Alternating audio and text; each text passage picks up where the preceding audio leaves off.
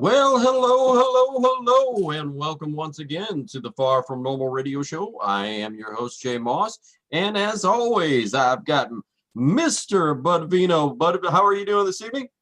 You almost said it, Jay. Yo, and yo, my brother from another mother, Jay Money March Tuesday, March 19th, 2019, Jay. As always, riding alongside us, Randy Davis. How you doing, brother? Yeah, man, I'm glad to be here with you guys. Glad we got an exciting guest coming on here. I spoke with him the other day, really excited about today's show. And more importantly than that, I got a new phone so everybody can see how pretty I am.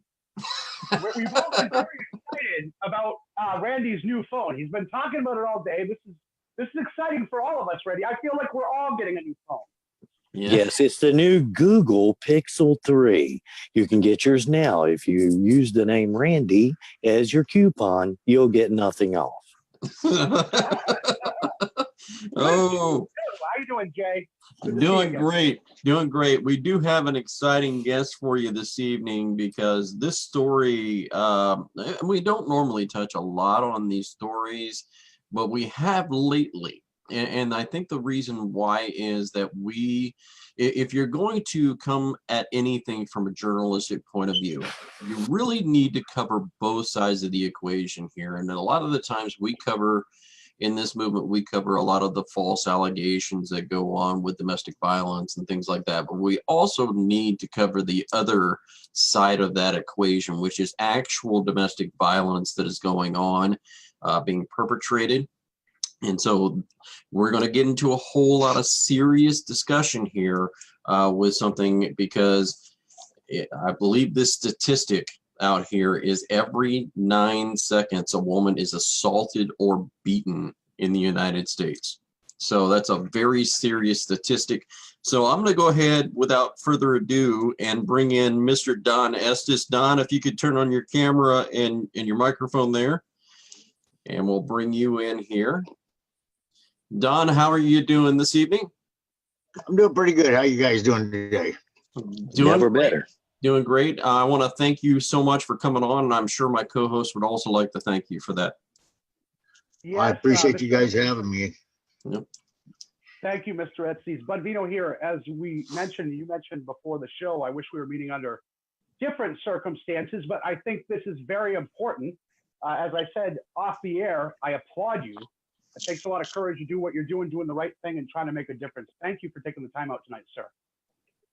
Yep, definitely. And I want to say, you're welcome. It's an important issue that needs to be addressed. Yeah, it looks like we got you breaking up just a little bit. Hopefully we don't lose you here. Don, you still there? Yeah, hopefully we don't. Yeah, I'm still here. Okay. Hopefully we don't break up too much. There's just a little bit of interference, but we'll be all right, hopefully. I want to go back into here because I think our viewers need to get familiarized with this story. Your niece, hopefully I've got that right. Your niece, Tina Stewart, passed away 2017, which is November the 26th. No, it was the 20. It was the night of Thanksgiving. And the coroner put it on the 24th, Friday, the day after Thanksgiving, because he said it was so close to midnight. They didn't want the family to suffer on Thanksgiving. But right. Yeah, it was right. And she was only 30 years old. Is that correct? Yeah, she was 30 years old. And I would love to go ahead and open the mic up to you so you can tell us a lot about Tina's story and a lot of the things that maybe she went through. And also we're going to get into some things about what people can look for with domestic violence. Maybe, Tina and her story can help someone else. And that's what we're really hoping, along with the fact of what you're doing with legislation as well. So I'm going to open up the mic and give you plenty of opportunity to talk about Tina. Well, as you know, it was Friday afternoons when we got the phone call, what happened to her. And, we, of course, talked to detectives and the coroner and the sheriff's department up in Spokane. but I'll go into the story as I tell the Congress and the United States government and every legislature. It was Tina was beat to death on the night of Thanksgiving. Obviously, we can't imagine the rage the guy must have had, because he broke both of his own hands, compound fractures where the bones were sticking out. He beat her until he couldn't beat her anymore and hit her anymore. And so he said after he couldn't hit her anymore because his hands hurt too much, he put the boots to her and he stomped her to the floor. Tina only weighed 95 pounds. This guy weighed 200 pounds. You know, you can imagine what he did. You know, sorry, you'll have to bear with me a little bit. Sometimes it's hard to tell her story, but yeah. I do it because I have to, because it gets the attention of the general public, and people understand how serious domestic violence really is. You know, we had no idea. She had 4 children living in the house with her.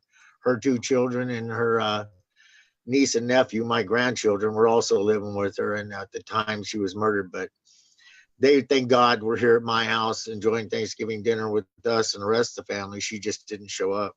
So when this, he took her 18 miles out of Spokane. His dad was upstairs in the house. I mean, it's all in the police reports.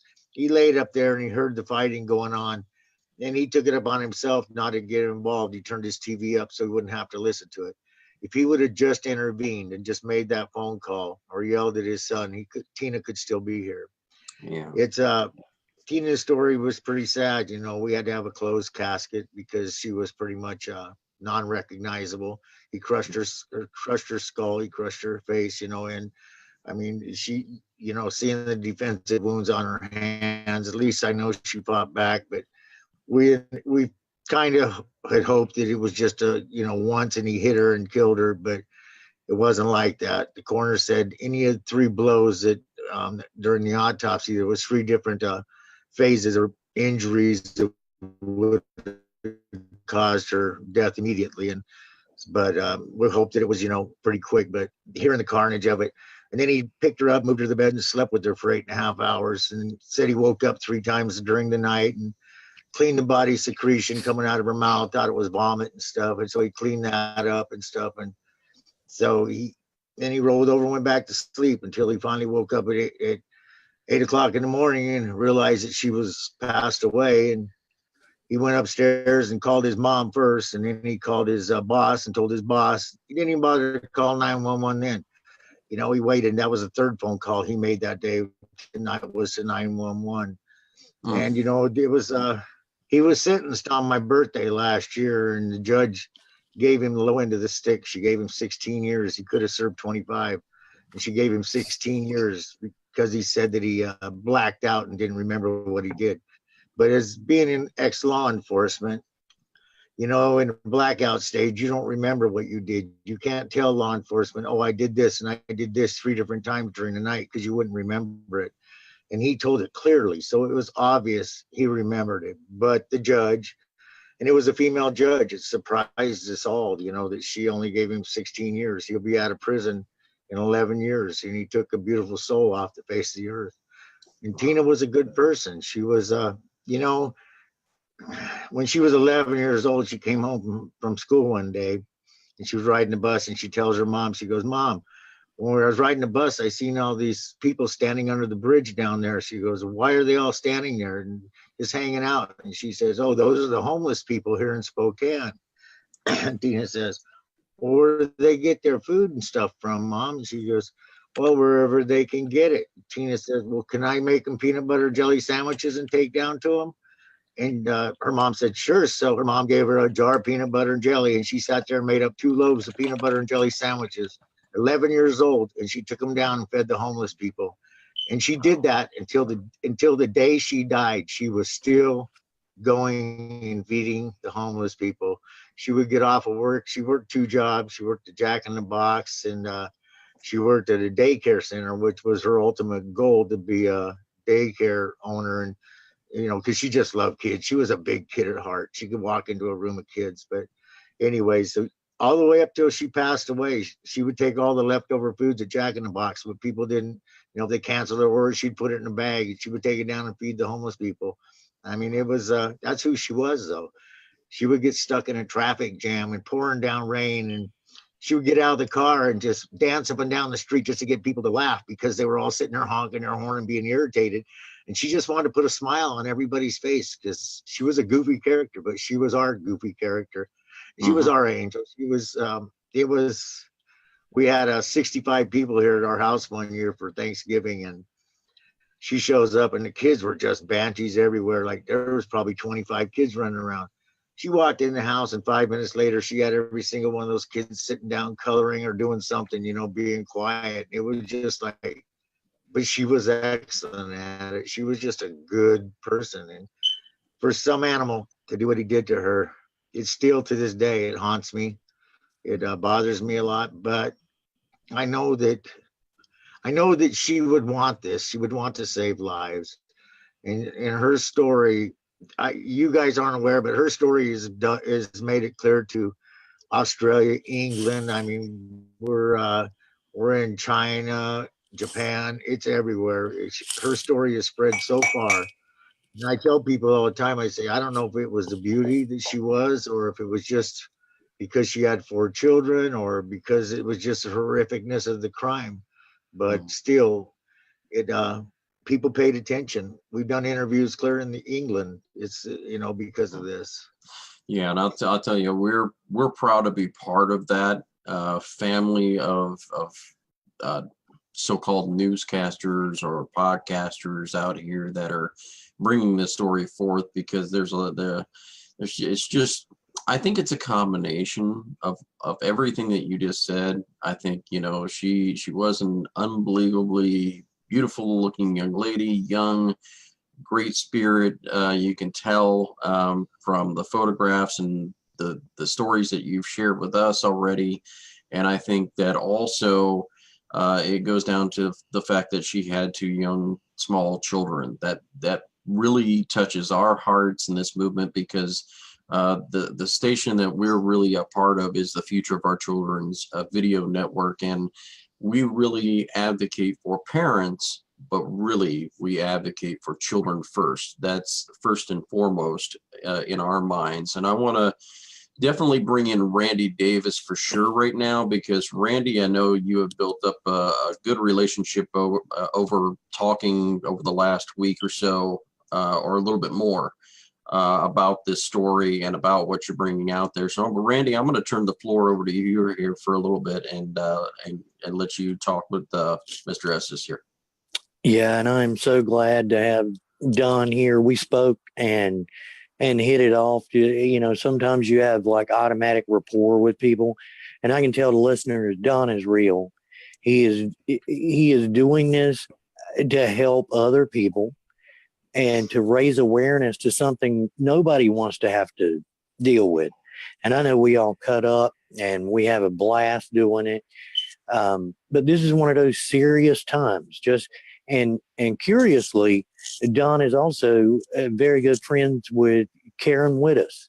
And, we had Karen Wittes on, and her story was she was stabbed, she was beaten, and then the same thing, the sexual stuff all happened, and then left for dead, rolled up in a sheet basically to die. And then lo and behold, Karen Wittes came out and has proposed widow's law, Karen's law, which is a wonderful thing. And that's her way of not only giving back, but standing up, being courageous, doing something that she can. She was one of those that normally, sadly, when it goes to the point of such violence like what Don has told us all here, it's rare that there's a survivor. And before I ask you a question, Don, I'm just going to tell you that since we have spoken, there's been a case in North Carolina that it's the Keel case. And this young lady, 39 years old, an 18-year-old daughter, a 10-year-old son, and the man, Mr. Keel, they just caught him 35 miles from the Mexican border. His first wife died under suspicious circumstances, but they ruled it an accidental slip and fall. And she was 42. I think he's 57. But this young lady, she was from Columbia. She's an ER nurse, well liked in the community, leaving behind a 10-year-old and an 18-year-old girl. And this man apparently has stabbed her to death and then taken the body 30 miles away and just left her in a ditch. And she's dead. She's gone. The sad thing about this one is there was no way, because law enforcement didn't investigate now. They're investigating the first death. And it makes you wonder, why in the world didn't they do something the first time around that would have warned this young lady, 39 years old, so she wouldn't know? So she would know to stay away, to not get near this guy or whatever. But she would have had no way of knowing, and it was ruled an accident. But in the situation that we're talking here, you're proposing a unique law, Tina's law. And why don't you tell people what Tina's law is designed to do, and what efforts you're doing in order to get that everywhere, nationally? Well, first, I did read that story you were just talking about. I read a lot of them because people share them with me constantly. I usually, when I get those stories, I call the news station because I try to get the news to keep it alive, because it's important that we keep these conversations in the news so everybody's hearing them. Because too often news broadcasters, I'll be honest with you, the reason I've gotten so far is because I've had some really good news stations out here that have been behind me on this, and they keep my story alive, and they keep what I'm doing alive. And that keeps Tina's story alive in my heart. But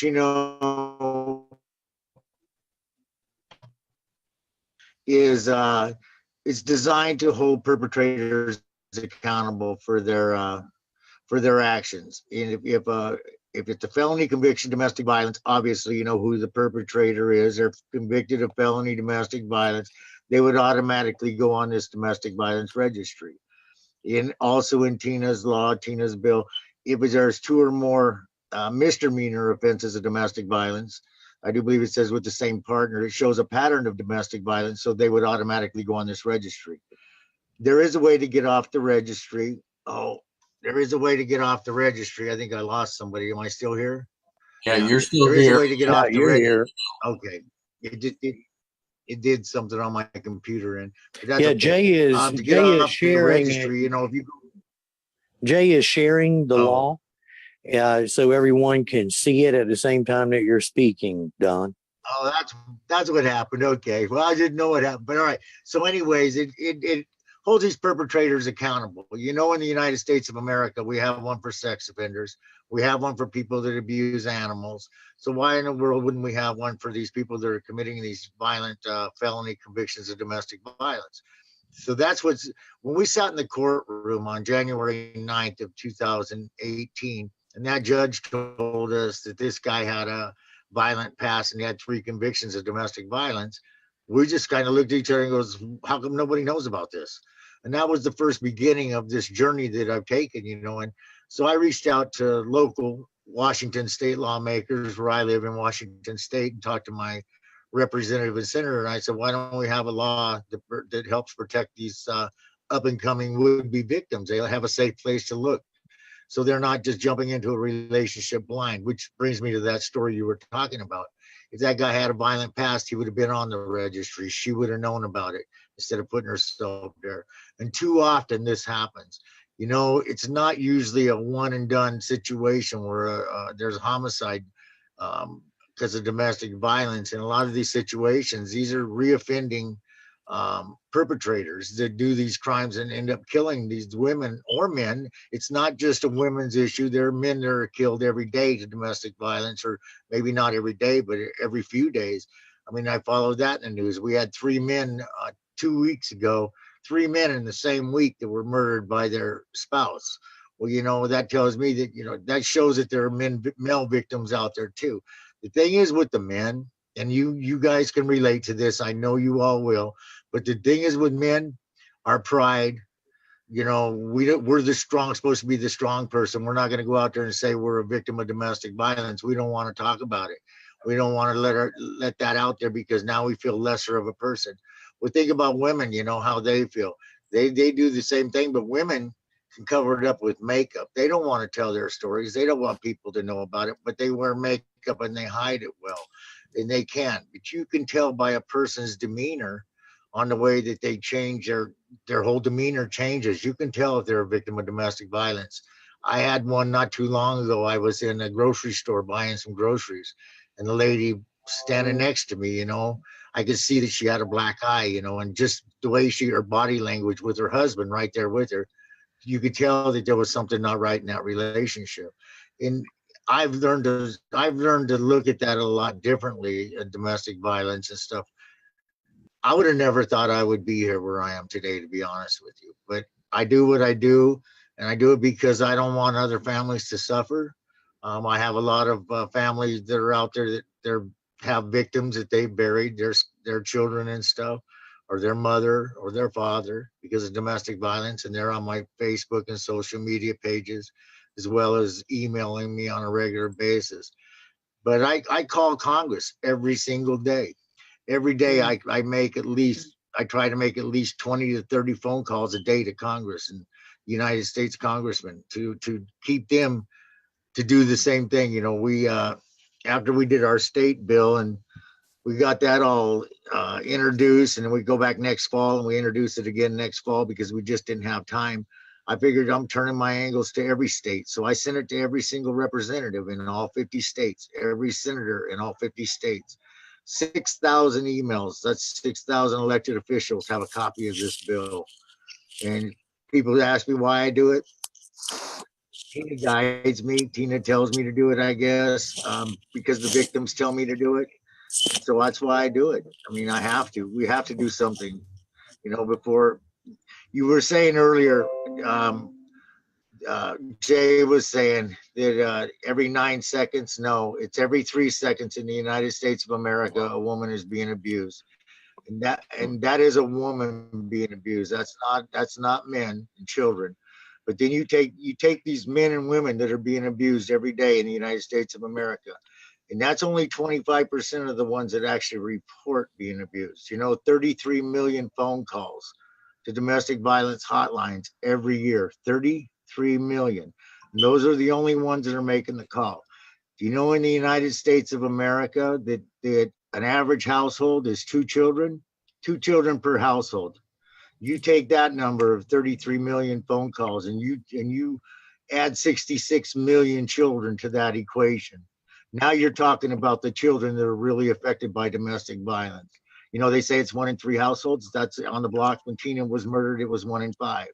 When Tina was murdered, it was 3 women lost their lives every single day to domestic violence. You know that right now in 2019, we're averaging between 7 and 9 a day, every single day, losing their lives to domestic violence. And our government sits here and does nothing about it. Not to mention when, say it's the perpetrator's the mother or the father that does the crime, you know, and kills the spouse. What happens to those children? What happens to those children? Now they're in foster care. What do you think they're going to grow up to be like later on in life? Because what have they witnessed all their life? Nothing but abuse, and they think it's normal. It's not normal. You know, you guys want to do a show. I think you guys should get a congressman on there and ask them why they cut the budget for the DARE program. Why are we taking the DARE program out of the schools and unfunding them when we have an opioid addiction in the United States of America? Mm-hmm. Why don't we fund the DARE program, educate our children with the DARE program about violence? Because they know whether mommy's beating on daddy or daddy's beating on mommy. So I ask Congress that every single day. I talk to them too. I said, why are you cutting the budget of something that should help save lives and you're taking the funding away? You know, it's just like these coalitions against domestic violence, you know, I'm going to say this, and I don't know how you guys work with CPS and these CPS workers and stuff. You know, these funded agencies that we pay for, what are they actually doing for the general public? And I have issues with it, and I do, and I'm bucking heads with them on a daily basis because I find when I ask them, you know, we didn't sit down with our coalition out here in Washington. They refused to sit down with me for a year to discuss this law.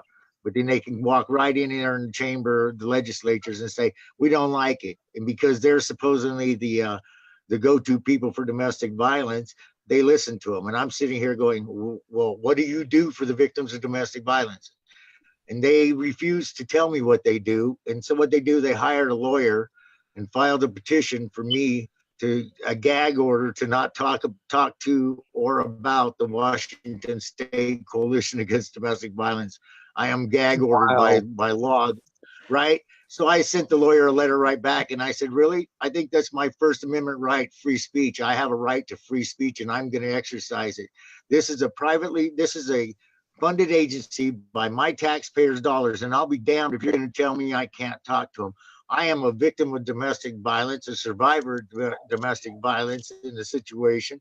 My niece was murdered. I'll be damned if you're going to tell me, I hope I can say that I can't talk to them about domestic violence, because I am going to talk to them. Take me to court, sue me. I'm a disabled veteran. You have a hell of a time suing me. Go ahead. I'd like to see that happen.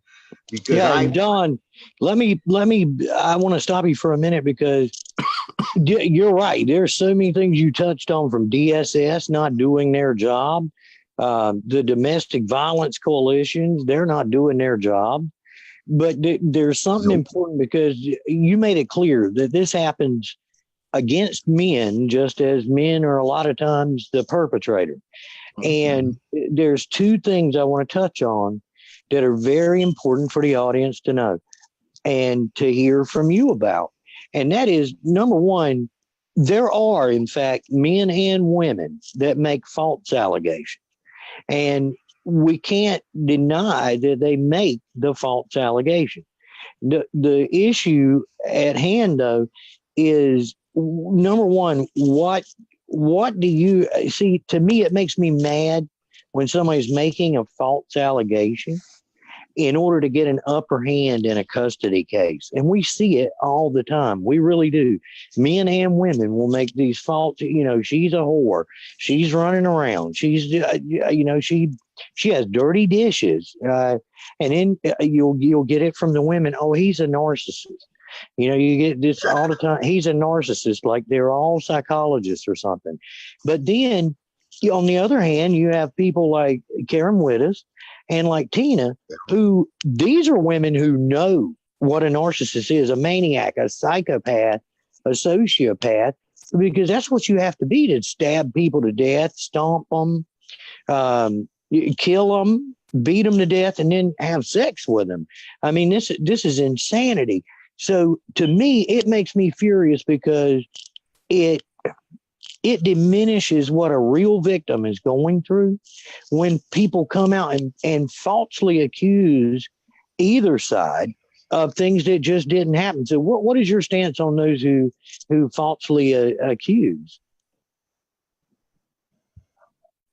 Well, personally, if somebody's falsely accusing and it is founded, in court of law that it's falsely accused, they should be held accountable too. Obviously, they're causing a problem for the victim, who is an innocent bystander.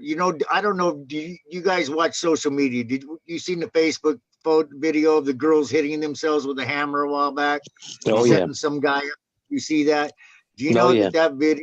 I had everybody complaining about that. To me, they should have been locked up and the key thrown away. You know what? Absolutely. Because they were setting some poor soul up to take the fall for something. And those kind of people piss me off, because you know what? It puts a bad name on the real victims out there. And that makes the victims not want to report, because nobody wants to listen to them, or they're afraid that law enforcement won't listen to them because what happened in the prior. But that's where the law, where it's if it's a felony, it's going to be pretty obvious who the perpetrator is. That's pretty obvious. The violence of the crime would show who the perpetrator was. The misdemeanor portion of that is, because I guess in that sense that's a kind of a fail proof, because if it's just one misdemeanor and say she or he falsely accused, and then if they were charged with it, they obviously the judge is going to hear it. They wouldn't be on no red one.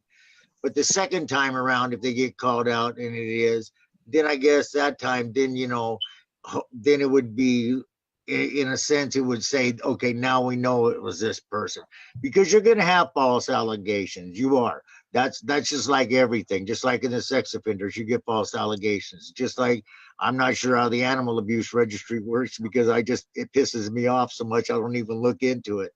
But you know what? If you're falsely accusing somebody, you should be charged. You should be charged for that. I mean, because absolutely. that isn't. And Don, I want to make sure you clarify to the people, because I read the law and I spoke with you in depth about it. There are going to be men out there and they're going to say, yeah, but my God, what if my wife, what if this law passes and then my girlfriend, my wife, or whatever at the time just decides to file a protective order?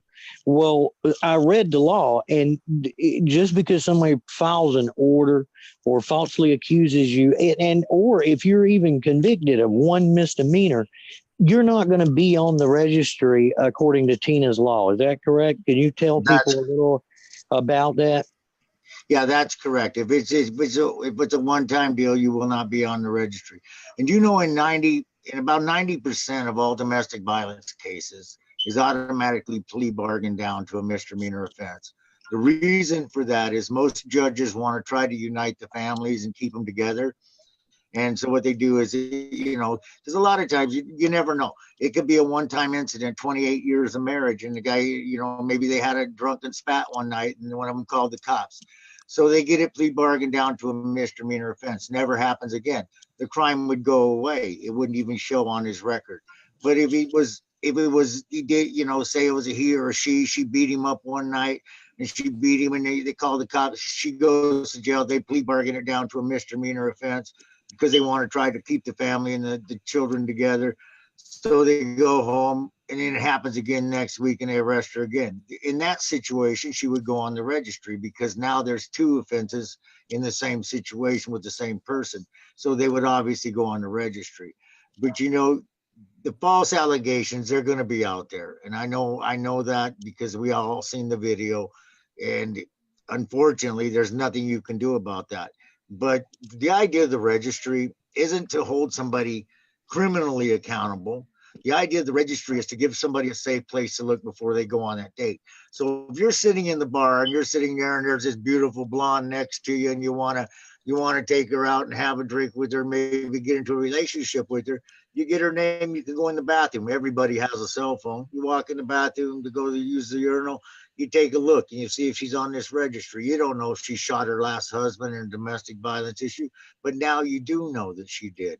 You know, or she stabbed him with the machete, because we did just have a woman tried in Spokane and she stabbed her husband with a machete. Didn't kill him, but she got 25 years in prison. That's pretty amazing. You could kill somebody in Spokane and do 16 years, stab them with a machete, and you only have to do it was a sword, it wasn't a machete, and you get 25 years. And she had no prior convictions either, just a different judge. Pretty crazy and ironic, isn't it? But you know, so you know, we've got to look at all cases. The whole idea with this is not to hold them criminally. We're not holding them criminally accountable. We're just holding them publicly accountable. Mm-hmm. Does that make sense? I mean, you know, it does. It's we have a safe place, because, you know, even in the schools, you know, high schools, 1 in 7 high school girls today in America report being a victim of domestic abuse or sexually abused before they graduate high school. 1 in 7. Do you know that? 1 in 14 high school boys, 1 in 14 high school boys report the same thing. That's wrong. You know, that's why the education is so key in this for all the children in America. My gosh, why are we cutting funding out? To me, it doesn't make any damn sense. It really doesn't. And I'm lobbying for this. Some of them tell me you should be a lobbyist. I'm not a lobbyist. What I am is I'm a disabled Marine. I got lots of time on my hand, and I'm doing what I feel is right and what should be done to help protect the great citizens of the United States across this world. I mean, that's what I'm trying to do, because it's just to sit back and do nothing. You know, what's it going to be next year? Or is it going to be, you know, when they do the new statistics for homicides in the end of 2019, was it going to be 20 a day? being murdered because of domestic violence? Is it going to be our children out killing our children? We already have that. Why do you think they're out doing this? They're taking guns and killing other children. Do you think that this just happened? They thought, oh, I'll just get a gun or I'm going to get a knife and go stab that other kid. They must be learning this stuff from somewhere. And that's my opinion. And I have a right to that. And, and I feel that way. I do a lot of research because I have to, because when I'm talking to the news stations or doing these radio shows or talking to the general public, and even when I go do seminars and stuff, sometimes I'll go do a couple of those, but I like to know what the numbers are. I like to be honest and be straightforward, because you can look it up. Anybody can. You can go to the CDC website. You can go to, I don't recommend you go to the Coalition Against Domestic Violence. Their stuff doesn't really jive with what my information is, because when we testified in Olympia, they come here and say, yeah, 45 people lost their lives in Washington State last year because of domestic violence in 2017. No, I walked the walk of the 74 shoes that laid on the sidewalk of the 74 people that lost their lives. They couldn't even get that right. And they're supposed to be the people that keep these numbers straight. And they couldn't even get that number right in our own state. So what, I don't know. I just have issues with these agencies that are getting our taxpayer dollars to do something and doing nothing. And that pisses me off. I've done more in the last year to help victims of domestic violence that I feel, and what I read and what I see and what people tell me and what I get from the news. And you know what? Then I see any of them. I'm not a rich man, so I can't financially help them. But you know what? I can give them encouragement, and I can give them strength, and I can talk to them, and I can help them get their self-esteem back and their pride back and some of their strength back, and take their power back away from the sociopath and the narcissist assholes that took it away from them. And that's what I do. By talking it sounds like it's like empowerment. I'm sure Bud Vino's chomping, because Jay said a couple things. But Bud has got to be chomping to get in on it. He's big on the empowerment, the enlightenment, the things that you're doing. So if Jay's good with it, I'd say bring Bud Vino in.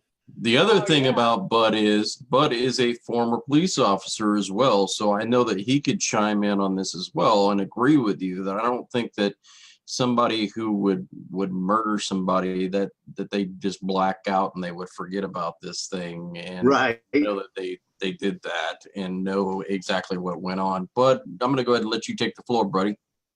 Thanks, brother. Well, there's been a lot said. Don, I applaud you. I know you were showing a little bit of restraint, but that you don't have to. It's okay. You're passionate. We love that. That's what drives you, that fire, that anger at these situations, and rightfully you should be. The unfortunate thing, when you were speaking as an ex-cop myself, when you were saying about the judges, a lot of times they'll plead down because they care about families. I'd love to believe that. The unfortunate thing, it's most of the time to expedite cases, more so, unfortunately, and some do. As we say, some do care, and we like to believe. Also, Jay, first of all, I know Randy spoke highly of you. I wanted to say that too in the beginning, because right when he started speaking to you, he was excited for your passion. He said you were, and he used those words, I believe you were the real deal, and you were definitely excited to get on. So again, thank you. It's unbelievable, Jay, the suicides that and the murders, everything that goes on behind domestic violence, and it all ties together many times with these custody cases, as we've said. And as you said, Don, we've got to break this cycle, because this is what the kids are seeing. And it's into everything, as you said, school shootings. The things we see with violence has been minimized. Kids are desensitized now compared to what we were. And that's not a good thing. And a lot of times, as you said, for men too, we see it all the time, Jay. And I hear from men a lot more privately about domestic violence than I do women. Again, it's wrong on both ends. Unbelievably wrong, but you're right on the nose. I think we need to bring this forward, Jay, as we're doing, and Don and Randy, to lessen that sort of embarrassment. We're all human, and I think to say, hey, I think when the older you get, we all at some points are victims of domestic violence or violence on some level. And it's the best thing to do is speak out against it. Speak out as opposed to putting your head down, because when you do that, evil wins.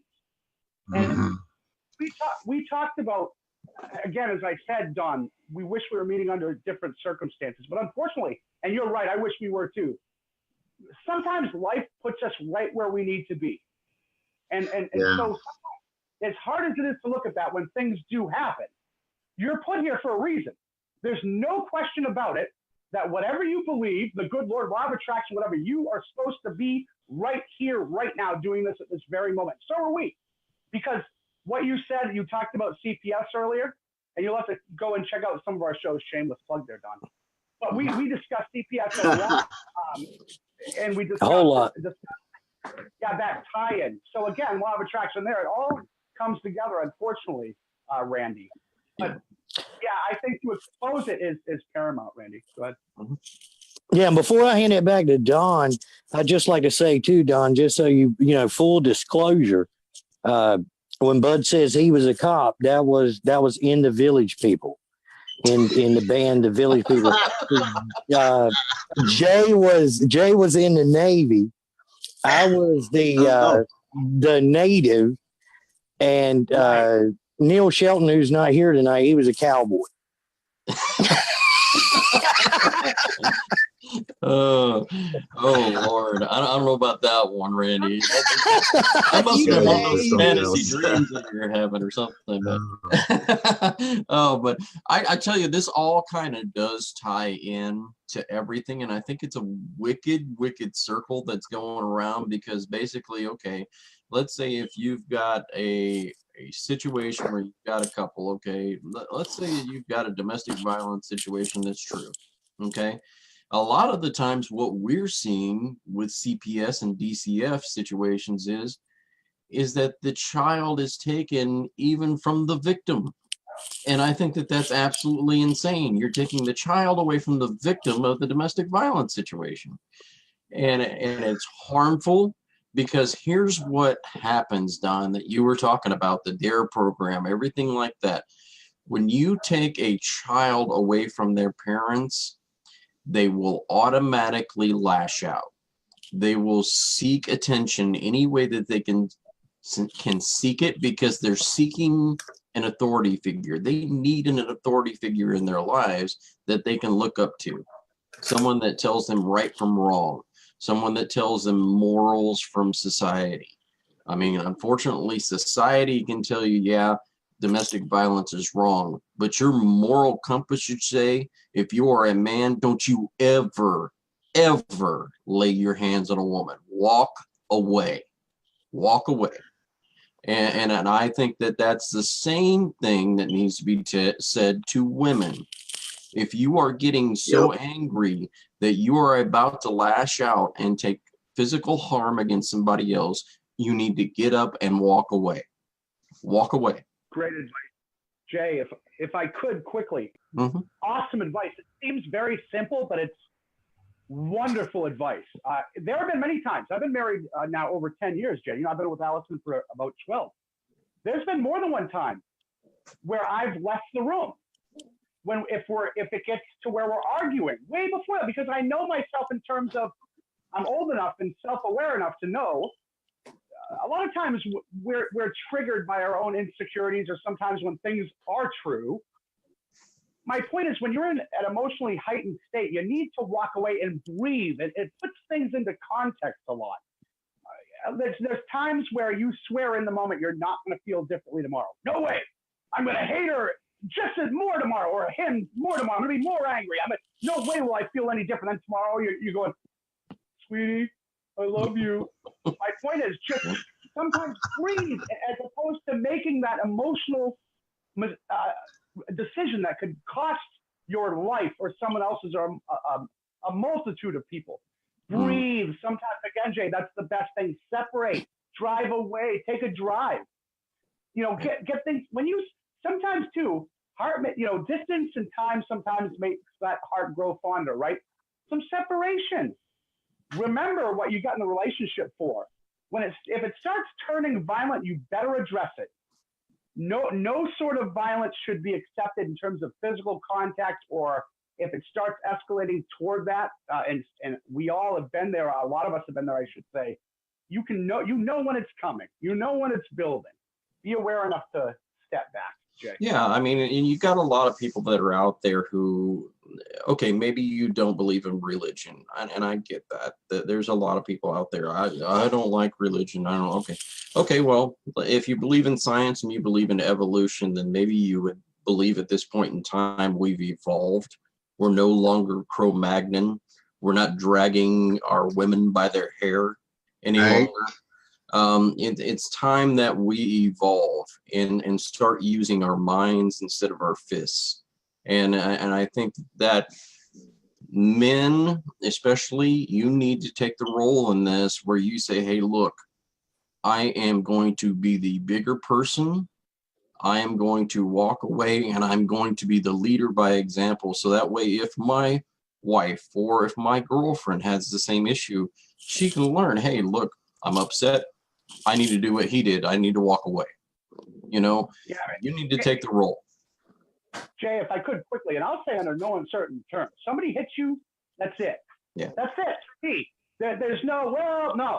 When it gets to that point where someone whacks you, I don't care who it is. Have enough self-respect, because if you accept that, I don't care if you think it doesn't affect you, your self-confidence is going to be eroded, and it's going to keep happening. And the next time, it's going to be worse, and they're going to put that get what you did last time.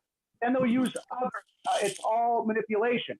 When someone goes to the level of hitting you, for me, Money Moss, that's it. Yeah. I think that's a great point here, Don. What are some of the signs that a lot of people can look for that maybe somebody that they love is going through these domestic violence situations and kind of, you know, play it off, or, you know, wear sunglasses or whatever, you know, those kind of things? What are some of the things that you really should look for in a person that's suffering from domestic violence and they're just not even telling you? Well, a lot of times you can tell by the victims of domestic violence is they'll change their whole body demeanor, their actions, you know, like if they're a bubbly person, you know, outgoing, and they're just always cheery, and all of a sudden you get together with the family and they all get together and all of a sudden they're standoffish. Well, there's a reason for that. And you need to ask the question, are you okay? It's a simple question. Are you okay? Is things doing okay in your life? Because a lot of times, maybe it's just that one little question that's going to put these people, and they're going to say, no, I'm not okay. This has been going on for long enough. And, you know, we've got, and at least they know now that you know about it. Obviously, the telltale signs, long sleeve shirts, the bruising, you know, if you can see bruising, obviously you're going to know those are the bruises and the scars. But there's a lot of emotional abuse also that goes along with domestic violence too, in some situations, you know. And that's another issue that the narcissists like to use. But when he starts getting physical, and I agree with you, but when he gets physical, that one hit, it's time to go, because it's not going to get better. It's only going to escalate, because now they know you took the first punch. They know you'll take it again, and you're not going to say nothing. And that's what happens, and it escalates. And the only outcome that end in that is what happened to Tina. She was buried 6 feet underground. Unfortunately, nobody knew. He threatened the children. See, that's the idea with the DARE program too, is why I brought that back up, and I brought that up earlier, is she had 4 children living in that house with her. They knew she was getting beat up. They knew this was going on.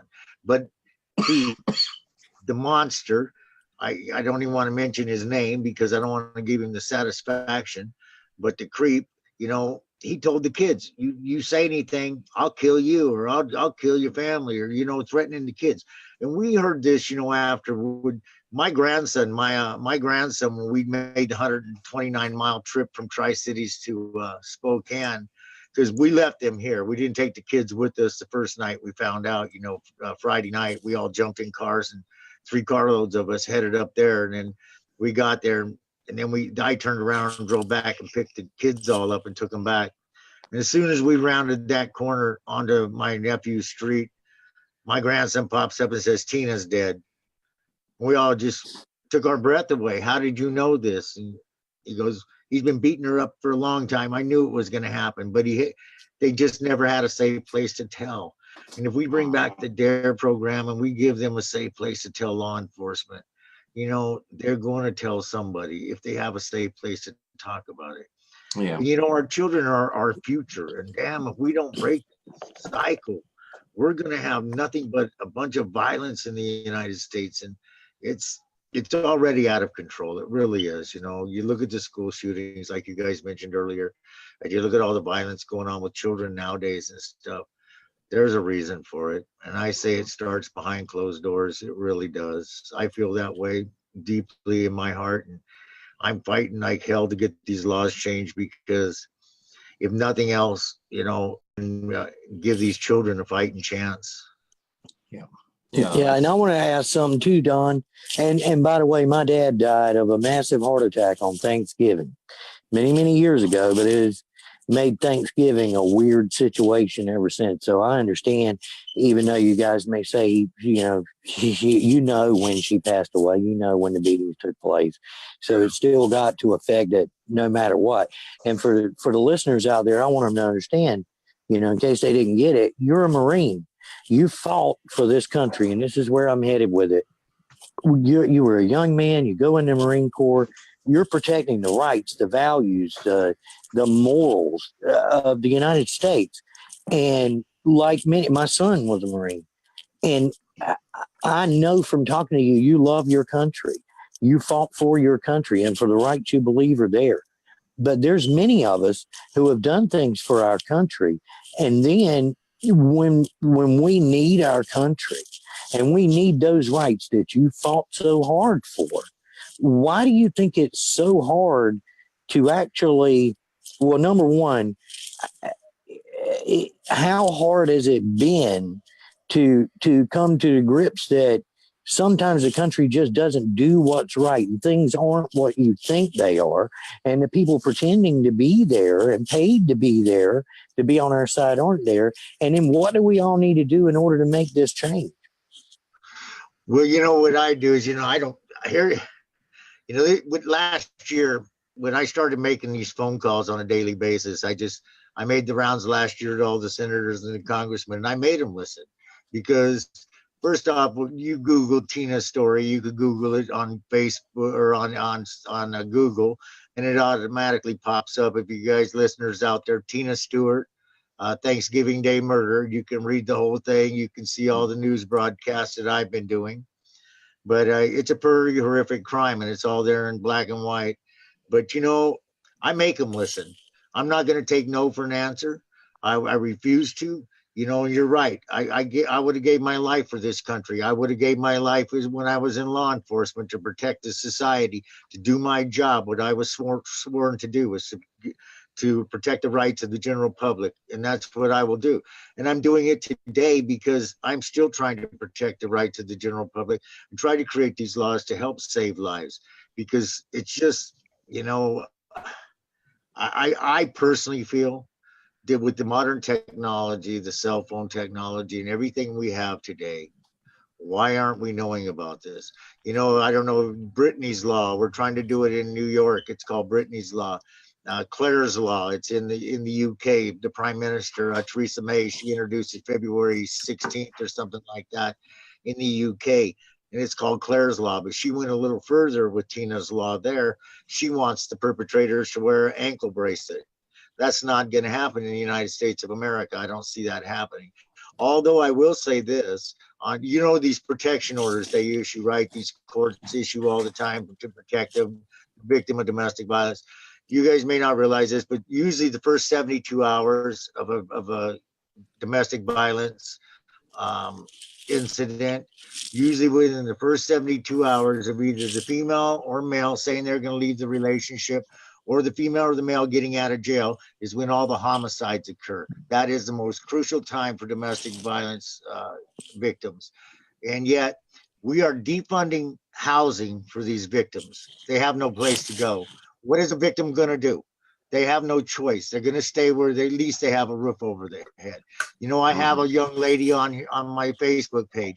She has 3 children. She's living in the back of her station wagon car because she read Tina's story and she felt she was going to be the next victim because it was her being beat.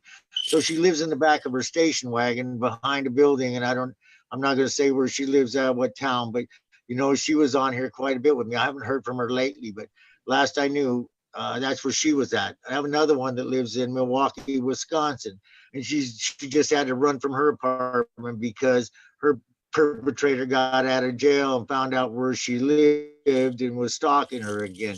Law enforcement went up her. She's got a protection order. That woman that was murdered down there in Idaho, right here in Boise, Idaho, her ex-husband came in there, shot her new husband, tried to shoot his stepdaughter, the woman's stepdaughter, shot the woman, killed both of them, and then killed himself. She had a protection order. The one in Atlanta, Georgia, protection order was sitting on top of her microwave, 2 feet away from where they found her body. Yeah, that protection order saved her life.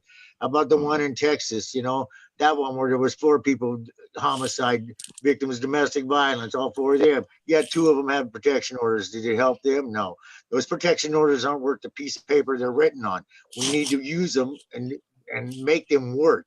They're not working as is. And see, you know, I'm not going to quit lobbying. I'm not lobbying. I'm not going to quit fighting for what's right. I have to continue this journey, but I have to keep telling people it's educating our children because they're the next and upcoming generation of abusers. Seriously, they are. And if we don't do something to channel this and to stop this cycle with these children learning this and thinking it's okay to beat each other. You know, I had a friend of mine on Facebook here on one of my deals not too long ago, took their child to a daycare center. Their child's 2 years old, barely walking. Goes in there, a 4-year-old decides to beat the living shit out of him, to beat the hell out of him. Not once, but this happened 3 different times. Where do you think that 4-year-old's learning it's okay to come in there and beat on another child or beat on somebody? And it was just, you know, that kind of stuff has got to stop. And if we don't do something about it now, God help us. God help us in the next couple of generations, because we're going to have so much abuse and it's going to be so normal that nobody's going to give a crap. You know, this taboo of things that goes on behind closed doors, that's no longer true anymore, people. And people need to understand that.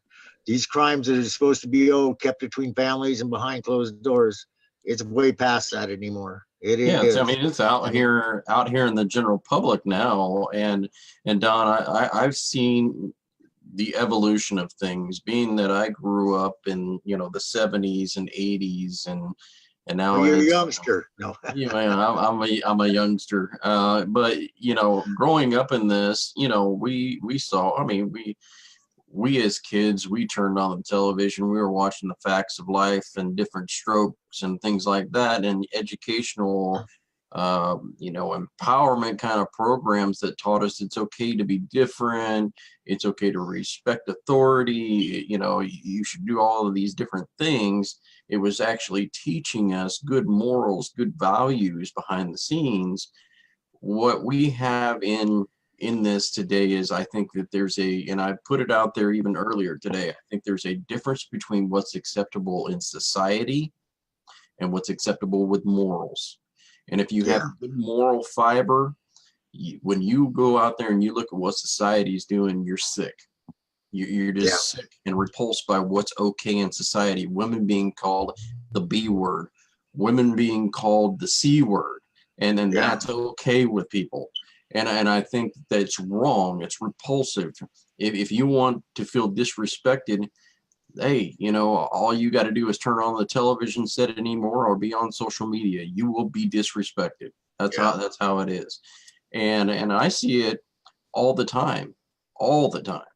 And what I'm looking at here also is not just with that.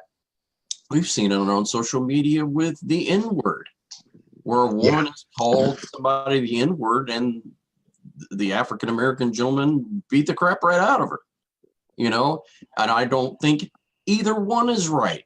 Neither one is right, because no, you should not be calling anybody the N-word And two, no, you should never put your hands on a lady, no matter what they say.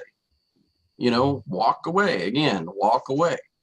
I think that's a real problem. And coming from what we come from, I mean, with your morals and good values, we see that, and we're like, why wouldn't you just walk away from that whole situation and just shake your head?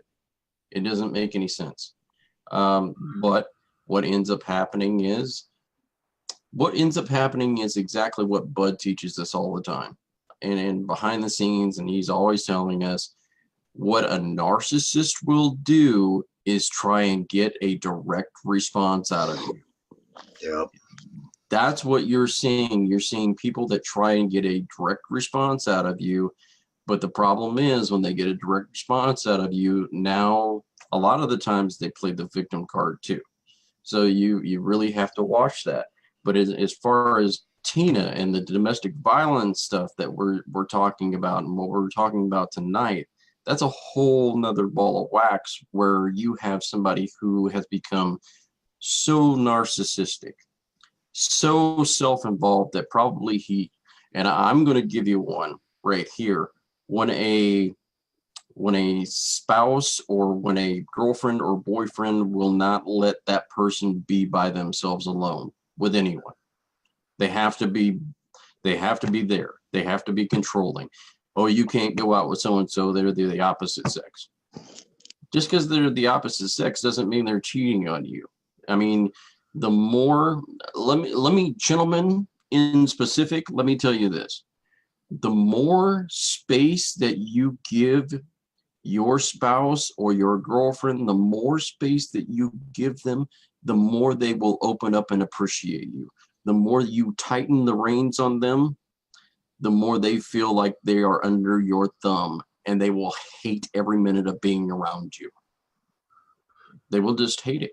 And I think that a lot of the times leads to the domestic violence situations. I think that's just what I'm seeing and hearing from a lot of the people who have been in this movement, who've experienced domestic violence. The ladies that have experienced domestic violence have told me several times that, well, it started out with I couldn't go out with anybody. I couldn't do anything with my friends. And then all of a sudden it became hitting me when they thought that I was cheating on them, or if I said something derogatory, then they started hitting me. That is where I see true domestic violence and how it starts. And that's where I want to tell people, hey, look, be alert. If you're in a relationship in which the person is absolutely controlling of every moment of your time and cannot be away from you, it's because they don't trust you. And if they don't trust you, you don't need to be around them anyway. That's the point. Yeah, go ahead. Sometimes there's a reason that we don't trust. Some people aren't trustworthy. So now if that's the case, that's when you move on. See, that's what you've got to do here. And I want to clarify, because Don mentioned it, and Jay's touched on it too, and Randy too. There's an emotional and usually a verbal lead up of disintegrating your self-confidence. It's usually not a, hey, you disagree, and they punch you the first time. There's quite a bit of mental torture that goes on leading up. So be aware what you allow. And we talk about boundaries all the time. Don't let someone start to treat you and will your confidence out. If you look back remember, relationships are supposed to enhance one another. They're supposed to benefit both. They're supposed to make each person is supposed to make the other one better. So if you look back and say, wow, man, I can't even imagine that I would have put up with this 6 months ago. Or I can't believe how much worse I feel about myself after being with this person for 6 months or a year, whatever it is. Okay, if you're not happy, get out. Or if someone's belittling you or whittling your confidence down, get out.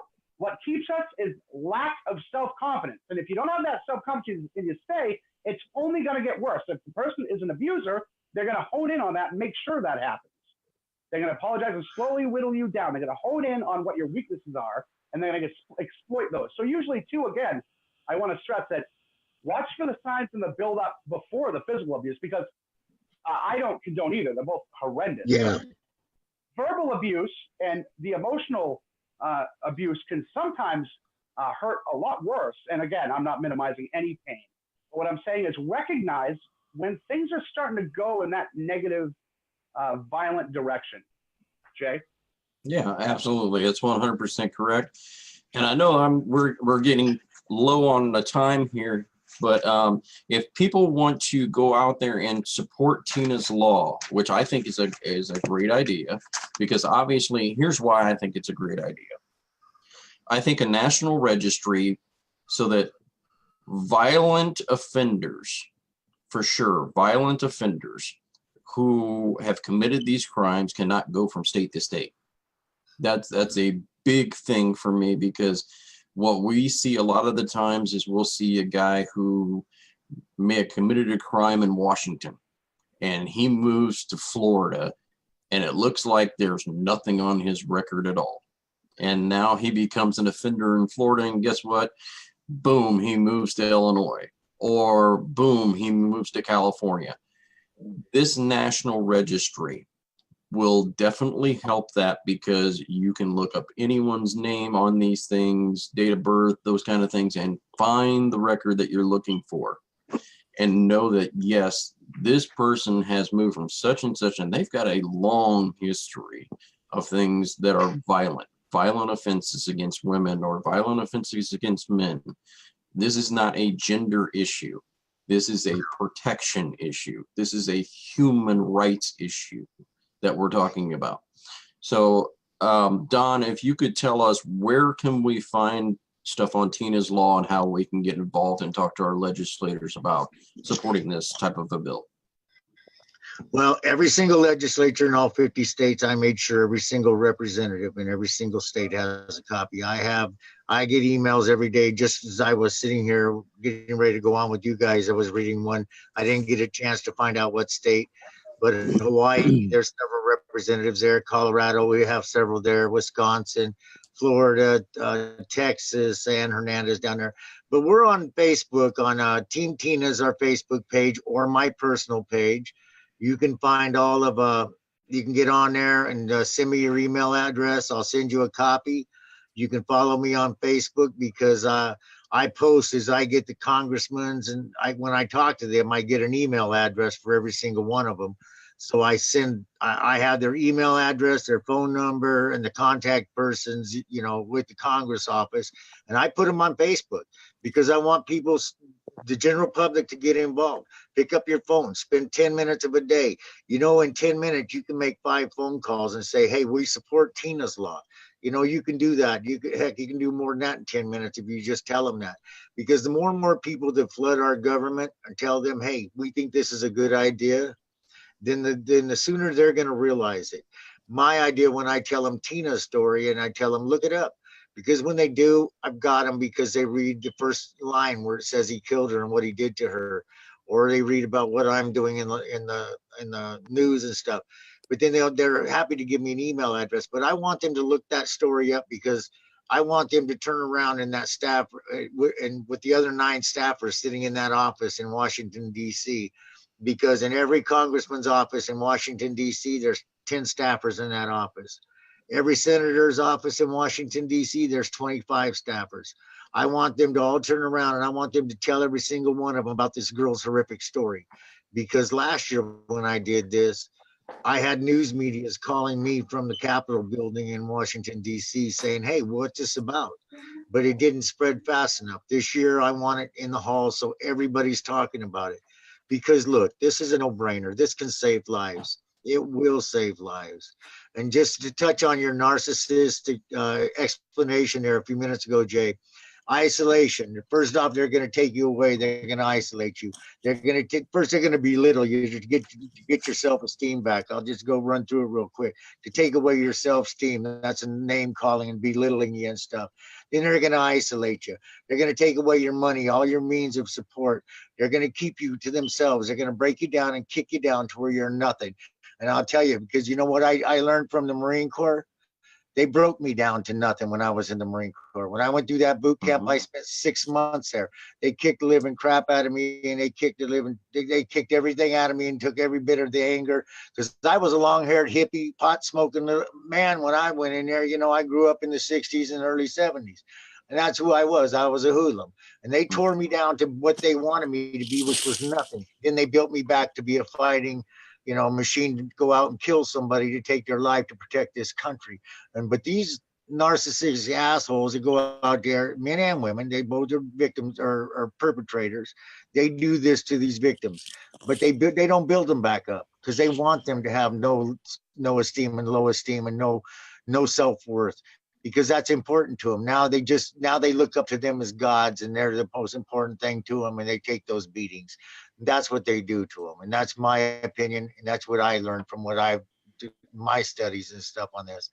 You know, I'm not an educated person. I'm not. But, you know, I just feel that we have to do what's right. And, you know, this is all but right. You know, when I first started this, it was about Tina Stewart. I'm not going to lie. This was all about Tina. I wanted to change the laws in her name and be so, you know, and thought this was going to happen overnight. But this grew so much bigger than just Tina. It grew to where now it's 100,000 Tinas that I'm on social media with, and different Facebook groups and pages. Now there's 100,000 Tinas out there that are getting the same abuse. And you know what?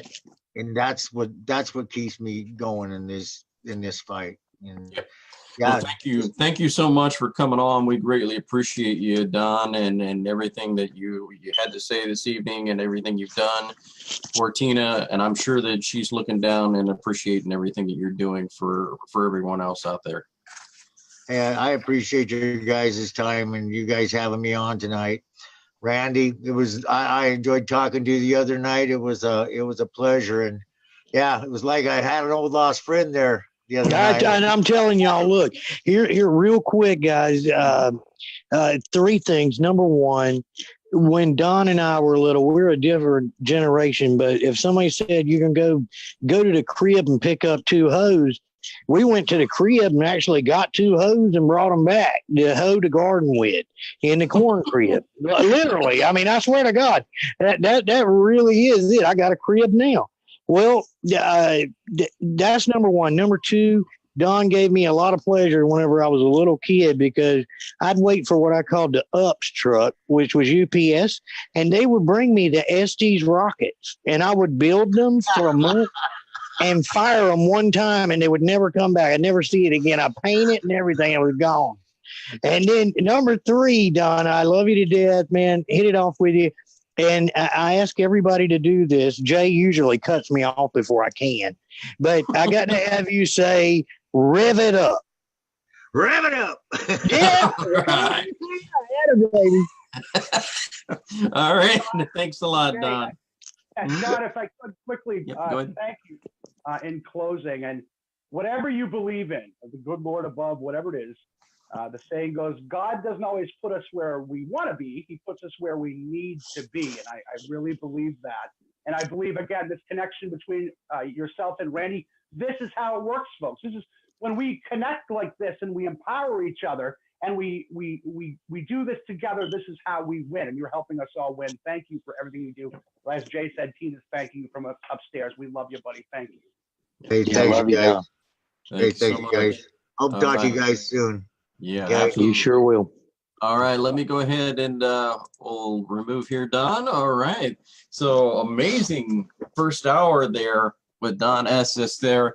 And I think he hit the nail on the head on a lot of things. I think also some of the things that we'll talk to him about behind the scenes, obviously, is those orders of protection.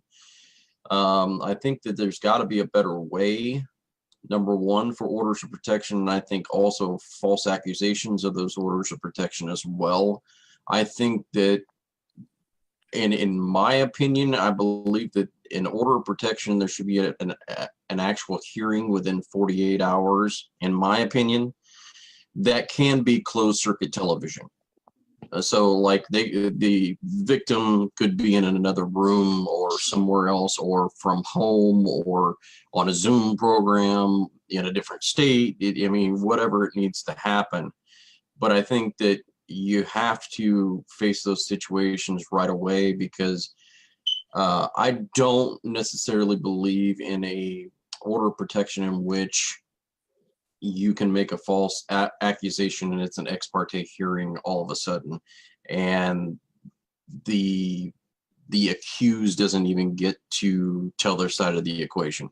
I think that is ultimately something that we'll have to talk to Don about and come to some type of agreement. And I think if we can do that, then we can make a good agreement with the domestic violence people. And that, to me, is a win here. Because if you're bringing both sides of the equation, the family court equation where people have been falsely accused, and if you're bringing the actual domestic violence people who are trying to sometimes be the other side of that scale, if you're bringing both parties together, maybe you can work for a ultimate good in the end, that's something that's a compromise for both ends that can make something work, that we can help, so we don't have to have these ex parte hearings, that we don't have to have these issues where people are having their rights violated all the time, one way or the other. So I think it's great stuff, Bud. Yeah, I'm going to go ahead and turn over to you. Well, yeah, and I think the key too, I think we touched on, is domestic violence education. I think that that's paramount. And again, the shame, that the unnecessary shame that's associated with it, I think hinders that. When it comes to, I agree with you, Jay. It's a flawed system in terms of protection orders. A couple of things with that. Different states obviously vary. I know, for instance, domestic violence laws, when it comes to police officers, they don't have as much discretion when it comes to making arrests. And so, see, that's a good and a bad thing. You can look at it as good if it's a legitimate situation, but it also takes away a lot of the officer's discretion. Now, the issue with that is a lot of times that can be good if you have very undertrained officers, because again, you're asking officers to wear a million different hats. And so that can be good and bad depending on the officer. And again, we talked about proactive versus reactive. Officers are so burdened with calls. It's the proactive aspect of law enforcement is no more, unfortunately. So I think the entire thing is flawed. And I think, so you say, okay, well, where can we start to fix it? Obviously, education for the young, I think, is very important. The do's and don'ts, what's acceptable and what's not, and personal empowerment when it comes to women and men. Because as we talked about, men I see men are victims of domestic violence too. And I see it, and there's more shame to it because, again, men, like Don said, we want to be men, right? If that starts, get out of it. Because as a man or a woman, your confidence will be whittled down. And as Don said, that person becomes your whole world, and you can't see past that person. You start to think that you can't do anything without that person, and nothing matters without that person. You have to have enough love for yourself. Again, I say all the time, and I love my wife. I'm not going anywhere, and I know she's not going anywhere. My point is, you want your spouse to be confident enough to where if you did, they could stand on their own 2 feet. You don't want to be where, of course, if you love someone, you don't want to lose them. But my point is, if you could never do anything for yourself in terms of loving yourself or standing on your own 2 feet, there's an issue. Enhance each other in the relationship, conquer the world together. Because, and these people that are perpetrating the abuse out there, what do you want? Do you want some sniveling, like a child staying next to you? You want a strong. Oh, looks like Bud may have cut out on us there.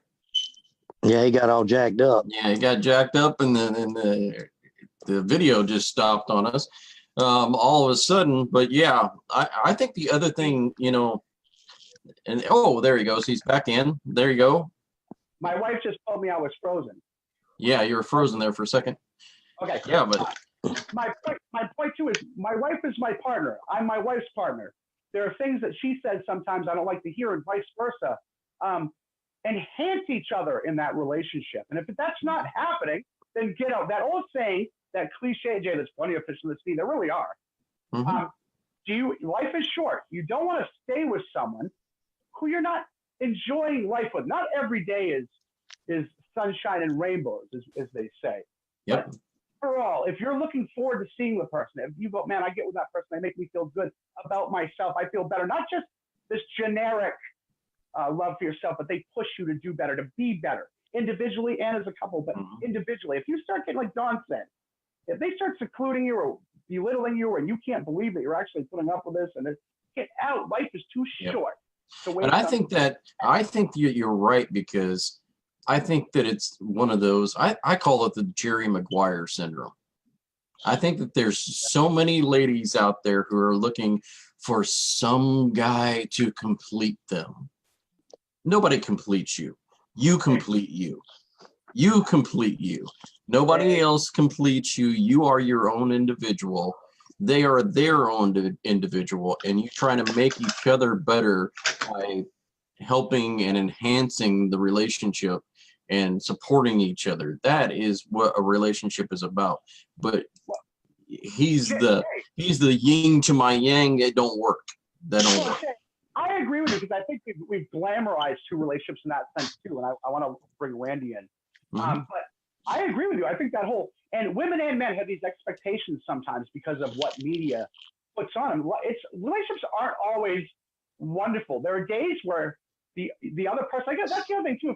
We're all gonna fight. So if you get in situations where you just can't stand the person out there, that happens too. Again, a little space is always a great bit of advice. Randy. Yeah, I'm watching Melissa McDonald over here in her pajamas, and she's messing with me. And see, here's the whole thing about being complete, because she told me I was a complete idiot. And that's when I realized the search was over. I had everything I needed within. But, on a serious note, guys, here's the thing about these domestic violence orders. I've seen them be played out to where they're just used as weapons to keep a mother and a particular mother from attending birthday parties and everything else. And they just go run, like Jay said, and they get the ex parte order. And this was a man doing it. So I understand that. And then when there's a situation of actual domestic violence, actually against a child, law enforcement does nothing. DSS does nothing. And in many cases, and I'm telling you, witnessed it, seen the evidence of a woman who was dragged across a floor by the hair, bleeding, had been raped to the point she was destroyed physically. And then DSS did nothing.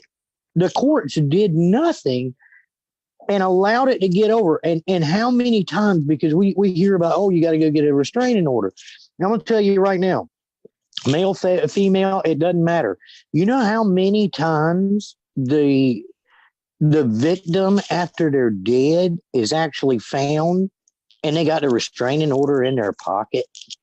You understand, when these restraining orders, sometimes the restraining order itself, if it's a sociopath or a psychopath who does not want to be found out, filing of the restraining order makes them go batshit crazy, and they jump on the woman or the man and beat them to death or do whatever. I mean, and I'm sure looking back,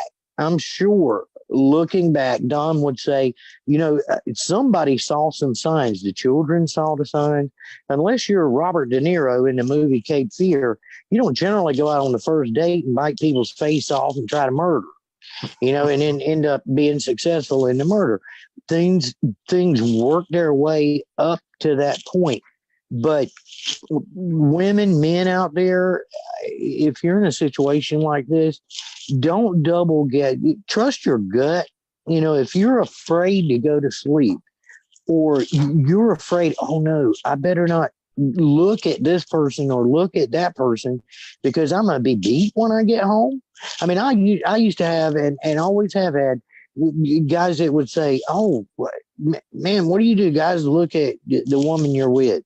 And I would say, well, I'm glad they look at the woman I'm with. If they didn't, I'd be picking some really ugly women. So, I mean, seriously, you got to imagine, if you're picking ugly women, there's still some dude out there scavenging that's going to go after them, Rudy Orr. And ugly women, friend. There's no way that you're not going to have somebody quote unquote after that which is yours. But number one, they don't belong to you. They really don't. They're there for you to kind of be together and be companions and be helpmates to each other, but they're not there for you to own them. And but so amazingly, I see all these laws being passed, and I'm just proud to know Don. I am. Don Estes is out there doing stuff. Karen with us. We had a guest the other night, did the same thing. These people are passing laws, people, and I want you to know, just because you're one person doesn't mean you don't matter. It doesn't mean that what you're doing doesn't matter. You can get in touch with us at Future of Our Children Video Network, Far From Normal, The Watchman, any of the things that we do. And if you've got a legitimate story, we'll bring it out here, which is where I'm headed with that is we always get accused of this. No, you guys are fathers, right? And but then if you're helping a woman, oh my God, they hate men. It's like, what? That doesn't even make sense because of the quality of shows and guests that are coming on. It's about the content, and it's about getting everybody educated, excited, revved up about what's going on and making a difference. But the bottom line is our society is falling. It has.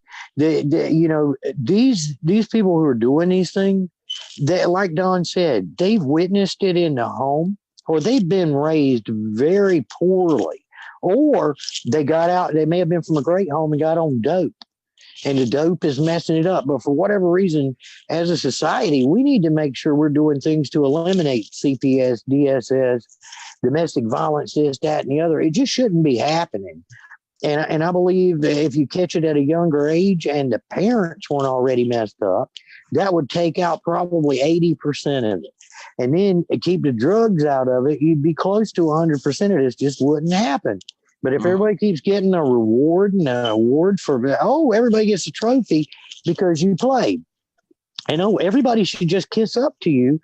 And then what happens is people get out of school, they're consumed with educational debt, student loan, and then they get out and find out nobody wants to hire an Egyptian basket weaver because they took a liberal arts class and think now because they got a diploma that the world's going to kiss their rear end. It ain't happening. I believe that it's, as parents, we got to set some realistic expectations for our kids and then hold them accountable. Yeah, well, I'm wondering where that Egyptian basket weaving classes, because I might take that anyway. Yeah. Dr. Moss. Dr. Moss here with the basket weaving. Anyway, I will say this: if you really want to get your story out there and you want us to vet your story so that we can get out there, we would love to do that. And then here's how you would do that. I want you to go out there to the Future of Our Children's Radio Network blog site. It's out there on Facebook. All right. The Future of Our Children's Video Network blog site. And there we are posting stories that are well vetted. So either we can put out your story that way and vet it very, very well and put it out that way, or we may have you on a future show with us. Maybe the Far From Normal radio show, maybe Watchmen. It really just depends on what we feel like it would be the best quality to put your show on, and plus what night of availability that may be on. So if you really do want to get your story out there and you really think your story can really make a difference and not only help yourself, but help other people. Now, when I say that, here's the requirements on that. If you're still in your case, now's not the time to bring out your story. Okay? Let's make sure that when we're doing this, you're at a place in your case or wherever where you're paused, where you've been paused maybe for a long time. Okay? That's what we don't want to bring heat on you by you expressing your First Amendment right. Because let me tell you something, whether you like it or whether you don't like it, judges will be looking at your social media accounts. They'll be looking at the Far From Normal radio show. They'll be looking at the Watchmen. Trust me. Let me ask this: Randy Davis, Sampson? Is it Sampson County? Yeah, it's Sampson County. Your salad. Yeah, no, Wake County. Wake County tossed my salad and my phones and everything else. Yeah, so I mean, they are sitting there watching one of Brandy's or listening to one of Brandy's or I guess it was podcast or blog talk way back when, called Whores of the Court. They're sitting there watching that while Randy's in court. So let me tell you something. This happens. This happens to us a lot. There's a lot of people that tell us, "Oh, well, yeah, they did this and they knew about Far From Normal." We've heard it over and over and over again. So like, we want to make sure that when we put your story on, it's not going to hurt your case. We're not out here trying to get you attention or just trying to get your story out here just so that we can get numbers. That's not what it's about for us, because when we talk about numbers, we're talking about lives. When we reach out each and every week, we're hoping that we get a lot of numbers, but those numbers also equal lives for us, maybe potential lives that we save. Maybe tonight somebody's listening. Maybe you're going through these issues of domestic violence and you're thinking, man, I don't have a way out. You do. You have a way out. You need to contact us. You need to get a hold of us. The Far From Normal Radio Show on Facebook. You need to get a hold of us on the Future of Our Children's Video Network blog site. You need to get a hold of Randy Davis. You need to get a hold of Neil Shelton. You need to get a hold of Bud Vino, myself. Whatever it may take, we have team members here and we will help you the best that we possibly can. And we will get the people involved that need to be getting involved in your local area. Okay? So if you're thinking that there's no way out for me, there is. There absolutely is. Bud, go ahead and take it away, brother.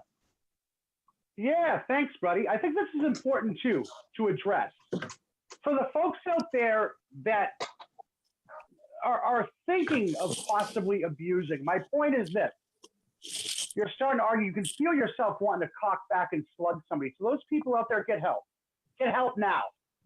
If you feel like you want to hit someone, if you haven't gotten there yet, you feel like you're going to, you want to, get help now. Believe me, it feels so much better to be genuinely loved and respected than feared. If you want someone to treat you like a real man, you got to act like a real man. If you want someone to treat you like a lady, act like a lady. That means having enough respect for yourself, going, you know what? I'm starting to lose a bit of control here. This isn't like me. I'm starting to have certain urges. And this is hard to address. But how important is it to you? If you've got children, how important is it for your children to see their mother respected, their father respected? Again, kids don't really listen. They watch and they emulate that behavior, what they see, not what they hear necessarily. So again, what do you want? If you're thinking about that, or you've had abusive situations where you're starting to say things you never normally would have said, starting to really cut the other person down, you don't feel good about yourself, believe me, because you're insecure. Secure people don't do that. And again, if somebody's bringing you that level and you go, I've never been to this level, you got to reevaluate that relationship and say, is it the right relationship for me? Again, sometimes it's hard to look outside. It's amazing what a little time will do. We've all had relationships, guys, where we look back at years later, or not even that. I cannot believe I thought that person was the end all be all. Because it's a little bit of time and self-respect will do wonders. So for the folks out there that are on that edge or thinking about doing something violent, if you're going by like an ex's house or somebody who thinks cheating and you're going by the house a million times, time to get out of it. Address it or get out of it. If you don't trust somebody like that, either they shouldn't be trusted or you have an issue. So you got to address it one way or the other. Get in front of it. It does not feel good to look in the mirror and not have respect for yourself. And the only way you're going to get respect from other people is you conduct yourself with respect, and that starts with respecting yourself, Jay. Yeah, absolutely, 100%. And I want to say this. I mean, what we bring you each and every single week is good quality. I won't even say good quality. I'm going to say great quality guests. I mean, we have had with Randy Davis and the Watchman, and then you've had the Far From Normal Radio Show. I'm going to say we've had some amazing guests that have been on every single week, and that takes a lot of energy and a lot of gusto behind the scenes, I would say, from our team and our staff and everybody that's involved in doing what we're doing. But you know, you can have a show where you have a call-in show each and every single week, or you can have 3 guys that want to practice law who none of them have a license to practice that law, or you can come on here and you can watch with on the Future of Our Children's Video Network with Randy Davis and the Watchmen, or you can be on the Far From Normal radio show and you can see the actual people who either are lawyers, guardian ad litems. We've even had social workers on. We've even had GAL, social workers, lawyers, one guy who was running for judge. We've had politicians who have been on.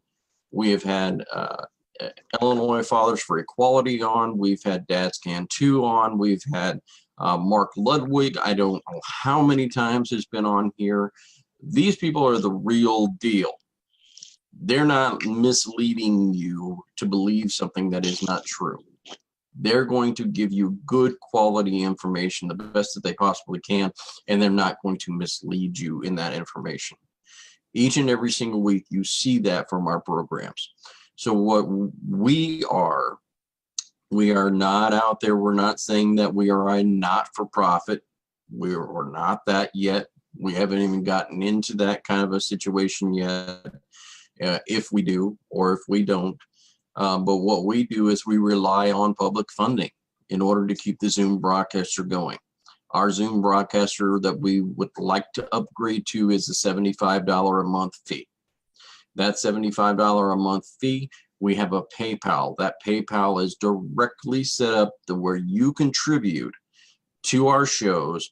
It goes each and every single month. The Zoom writes an invoice to the PayPal. The PayPal pays it directly out. It never touches our hands, not once. So when you have some other people out there maybe misleading you or telling you that, oh, Jay Moss is taking your money or Randy's taking your money or whoever, that's not the case at all. That money goes directly to pay the Zoom account. That's all we do with it. And we're not raising money telling you that we're going to make you into some great advocate. Because quite frankly, I've been in this movement for a little more than 10 years, and there's still stuff that I learn every single day.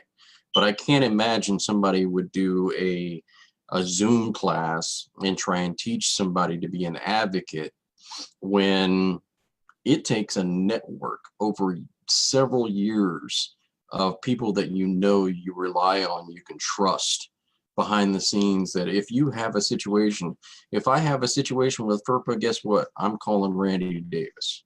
If I have a situation with parental alienation, I'm calling Wendy Perry, Lori Nicholson, Craig Childress. If I have a situation with lobbying for 50-50, I know I can call Chad Loudermilk. I can definitely call Eric Loma. I can definitely call Mark Ludwig. Those are the type of people that we rely on each and every single week. So, Randy, I'm going to give you an opportunity to talk about that real quick. Yeah, you guys, those of you listening out there, there are a lot of people and they will yell, send me your cases. And I'm telling you right now, do not send anybody your socials, your DD-214s.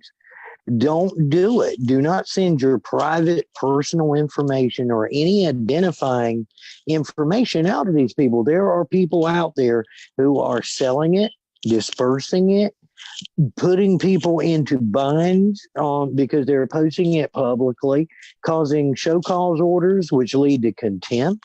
Then you end up doing psych evals out in the wazoo. You lose either your whole case, or at a minimum, you lose your visits, or at a very, very minimum, you get supervised visits with your own children. If you haven't vetted these people and ran it through a few people to see who you're dealing with, do not start sending everything you've got to all of these numbnuts out there. They will hurt you. A lot of them are experimenting. David Jose right now is asking for people's stuff so he can quote unquote experiment with it. That is foolishness. That is absolutely crazy. These people have lost their own cases, have been TPR. They're never going to see their kids again. I'm telling you. And then they're asking you to, hey, trust me with yours. No. Yep. Yeah, 100% correct. And I think that, I'm not even going to name the other show, but quite frankly, I mean, that show started on the Future of Our Children's radio network. It was called something else back then. Now this person is matched up with two other people, and neither one of them has won anything. One of them was basically thrown out of court because they said that they thought that the judge said they thought he was appointed by President Trump.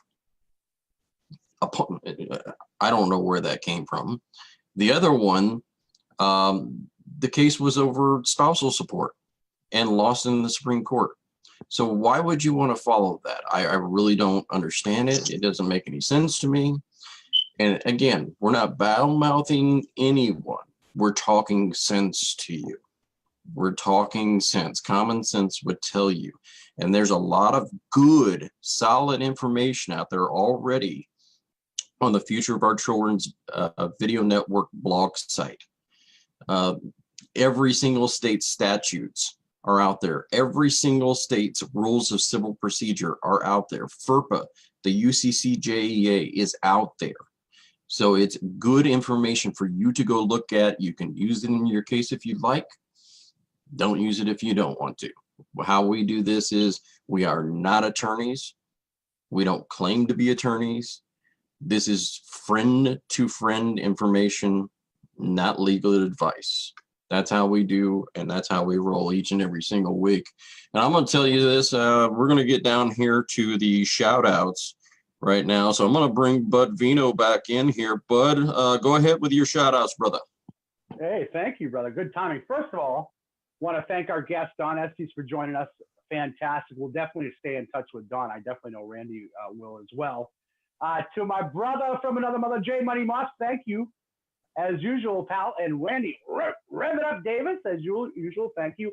And to the president, Mr. President Neil Shelton, I know he'll be joining us again soon. He's been working tirelessly on his book, Jay and Randy, and I know we're excited to be reading that when it comes out. Give a shout out to Eric Jutras out there. Eric owns Next Level Automotive in Chichester, New Hampshire. Eric helped me out quite a bit a couple of months ago, and I'm going to be seeing him again soon. Go see Eric, amazing mechanic and even better guy. Go see Eric Jutras at Next Level Automotive. John Mondu, as usual, my BBC, and I want to give a happiest of birthdays to my BBC brother, Aaron Roberts. Aaron, we love you. Happy birthday. Hopefully it was an awesome one. To all, obviously, our FFN staff, Melissa, Cheyenne, Kim, Jackie, Maria, and MJ, we love you. Thank you to my wife, Allison. I love you, baby. Can't wait to hang out a little bit later. To my two boys, Carter and Mason, Daddy loves you. To everybody else out there, do not let anyone devalue you. When you hold your own happiness in your hand, nobody else can drop it. I love you guys. Chins up. It's not over till you say it's over, Money Boss. And I ain't heard no bell. Thanks, guys. Oh, Jay. All right, yeah. One last thing. To the Friday the 13th community out there, everybody out there, the Friday the 13th community and the horror community lost John Carl Beekler last night, who was the director and effects man for Friday the 13th Part 7 and a variety of other horror films. He was, from what I understand, a wonderful man, quite a loss for the horror community. Our condolences to his wife and children up there and the folks that he influenced. He lost his battle to cancer last night, the other night. So we love you to the family and to the horror community out there. Thank you. Yeah, definitely lost there. And I can't give you the supporters now because you just gave us some bad news. All right. All right. Wow. So I'm going to get over to Randy Davis for his shout outs this evening. Well, I'm going to give you the shout out here because as usual is to Jay Moss, is to Bud Vino. And I want to thank some family, my Croatan Indians of South Carolina. And then Cheyenne Davis. You know, our journey into this nightmare began about 5 years ago. But this Sunday, this Sunday, Cheyenne Davis will be 21 years old. Awesome. She will be 21 years old, folks, and I'm very proud of her. She allowed herself to grow into a beautiful young woman in spite of DSS, in spite of police intervention, in spite of pain. She's not a victim. She's an overcomer, a warrior. Then I want to give a shout out to my brother, the Reverend James C. Davis. We have new phones, and you're seeing me today because of James C. Davis, a man who is the strongest man I ever knew in my life. That is the truth. My brother, and I love him. I'm proud of him. And then a bit of news on white boy Neil Shelton. Mm-hmm. Neil Shelton, the reason he wasn't on here tonight, and he will be coming back. Of course, he's writing Leverage and the other book. But Neil, I understand, I just got it in on the teletype over the wire. Neil was taking photographs of moose poop. And while Neil was in a compromised position taking moose poop photos, he was accosted kind of nastily by a polar bear, much like Leonardo DiCaprio was in The Revenant. So, I think Neil enjoyed it, but Neil is too sore to be on the show. But Neil, they're said that there is a gaggle of polar bears drinking Coca-Cola and smoking cigarettes in Wasilla, Alaska tonight. Well, let's hope that polar bear took Mr. Shelton out for dinner after. Yes. Yes, white boy Neil. Yeah. Yeah, growing up white furry. Oh, great stuff. Yeah, definitely Neil Shelton is out there writing the book Leverage, which I think he's just gotten complete, and I think he's working on the second one as well right now. That book is going to come out very, very soon. We're going to give you all the details again on the Future of Our Children's Video Network blog site on how to get that book.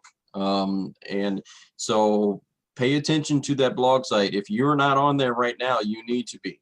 You need to get out there and you need to follow our site right out there. It's going to be amazing information, amazing stuff, and well vetted. Every single thing that goes in there. This isn't one of those things where we have somebody who comes on a live feed and they give you one side of one information.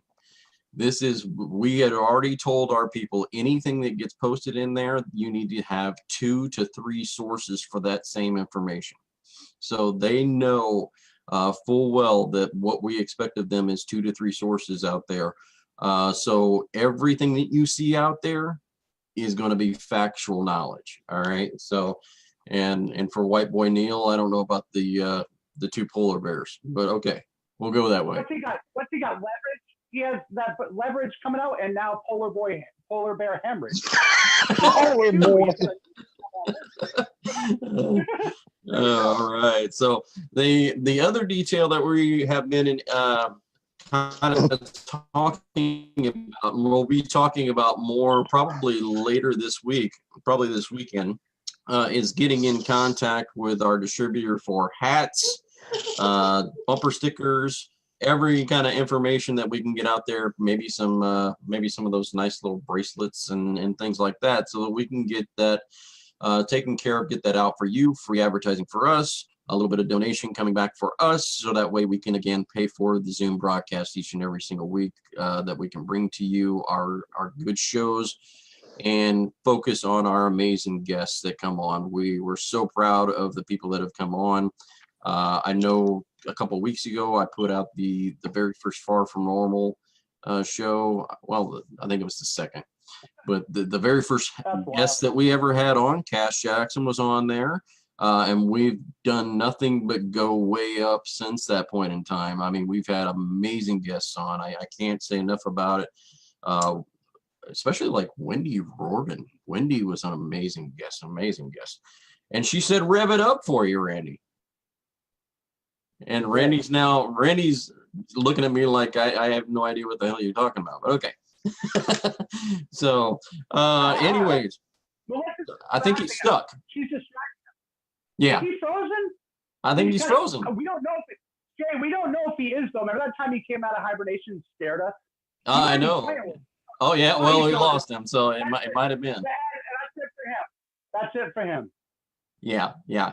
So I will say this though, we've just had some amazing guests. We've been 100% blessed. I want to thank all the people behind the scenes that put this together. Definitely MJ, Chris, Dana, Maria, Jackie, Melissa, Cheyenne, Randy, Bud, Neil, amazing co-hosts that I get the pleasure to work with every single week.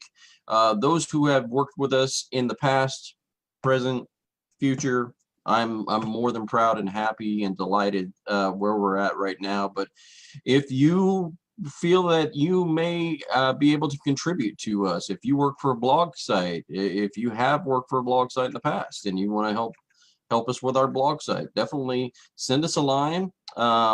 You can send that either to us at the Future of Our Children's Video Network blog site, or you can send that to the Far From Normal Radio Show's Facebook site. We'd love to have you on, love to have you help us as well. So each and every single week we say the same thing to you every single week. All right, you ready for it? You are important, you are loved, and you are cared about. God, good night. Good night. Yeah.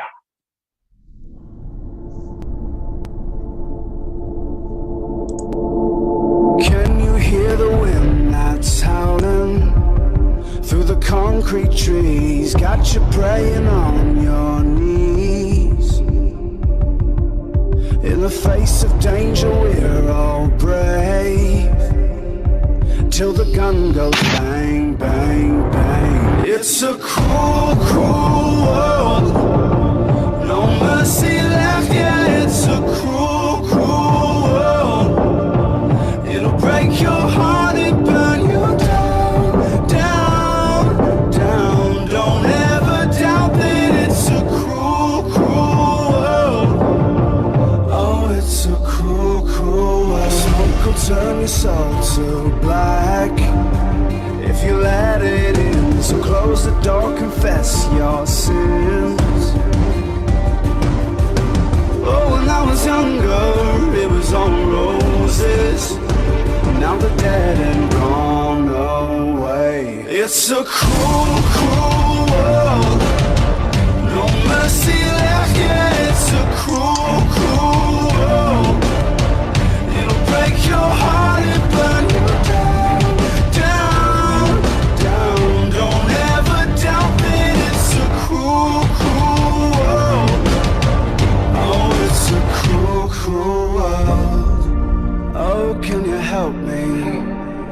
Oh, can you help me out? Don't know who I can trust right now. Oh, can you help me? Oh, can you help me out? Oh, it's a cruel, cruel world. It's a cruel, cruel world. No mercy left, yeah.